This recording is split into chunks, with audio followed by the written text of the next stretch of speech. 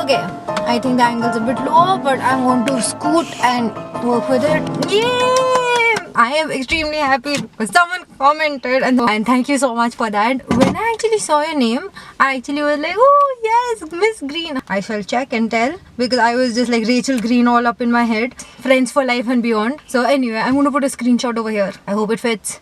Alright, so what she asked me to do was talk about weird tea time stories, and my mom was very interesting. She actually determined where I would go to school just based on the washroom over there. There were 3-4 options. She actually visited the washroom in each one of those schools just so that, you know, I can actually go to one which has a nice facility for me to sit and pee. Because of that, I have this, I'll say gift, not that it's really something I should be proud of. I can actually keep it in a really long time. Not just that, I'm constipated forever. Like, if you're going to meet me in real life and we're friends, let's say at least 4 times a month I'm going to tell you, man, I'm so constipated because I genuinely never go. My bowels really, you know, are a weird thing. And I remember my parents keep telling me this. When I was a kid, they had enough time. Like, you know, when newborn babies are there and they don't know, you know, when they're going to poop or when they're going to pee, they can't actually communicate to you. My parents used to get to know, like, they had like 15-20 minutes with them. Because when I had to go to do the number 2, I used to have,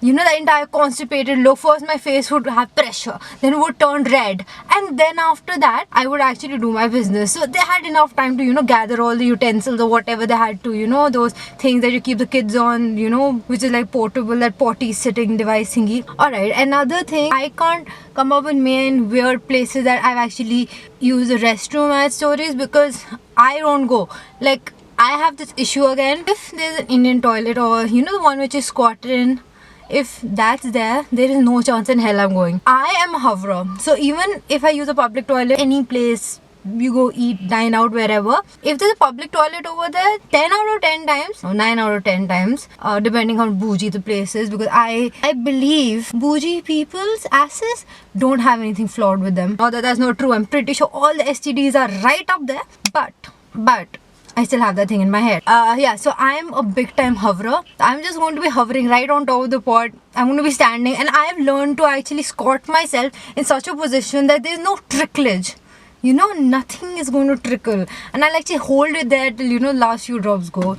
Wow, that's an interesting story to tell. Anyway, alright, so I have actually 2 stories. The first story that I have of this washroom thingy is, during my first school bunk, I was in 11th grade and we guys wanted to go and watch a movie. Now, we weren't allowed inside the mall during school hours, obviously. And it was like 11 a.m. in the morning and we were like, what are we going to do? What are we going to do? Then we walked out to a, you know, petrol pump, and then we used a washroom over there. And the washroom over there was completely covered, and I mean covered with, I presume, what was residue from the last several hundred people who actually used it, and it was really sticky. The worst part was it was sticky as hell, so I had to make sure my cloth doesn't touch the ground, and the most amount of acrobatics I must have done in my entire life was that day. This story really went down the drain. It started really nice and then my card cut off and I was like, fuck you card, fuck you. Anyway, the second story, alright, I am going to continue with what I remember. Anyway, so we were up on a trip, I guess. So now what happened was we guys went to that washroom and it was open. There was this hole and you had to use a hole basically, and I was like, am I actually going to undress over here, because I could see everything, and it's not even like, you know, like there's these walls to block even if it's open from the roof. Those walls were actually smaller than me, so I presume they must be like 2 feet at max. So I guess you really have to squat, get in there, hide yourself or something like that if you have to, you know, be discreet about it. And I was mortified. I was like, this is not happening. So then what my mother did was, she was wearing a sari, so she took the sari and she actually, you know, there was a lot of room in that, plus she had to, you know, regroup it or whatever you do. She actually covered me around with that. So that was very interesting. So peeing is actually where you need privacy.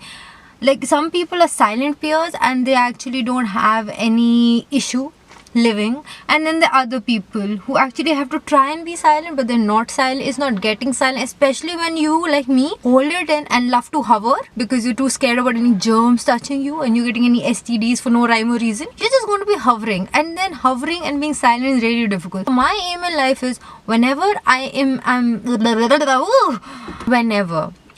in a public place where the washrooms and stuff, I have to, quote, underline mark, have to find the cornermost stall, because that's where you get the most privacy to do your business. I never do my business outside. It's impossible for me. I am going to hold it until I reach home. One time, I had gotten abroad and we had like a 4-day trip. 4 days. I waited till I got home. I mean, I might have blessed the world with I can't even. No, I'm not putting that out. So that's the story. I hope you liked it, and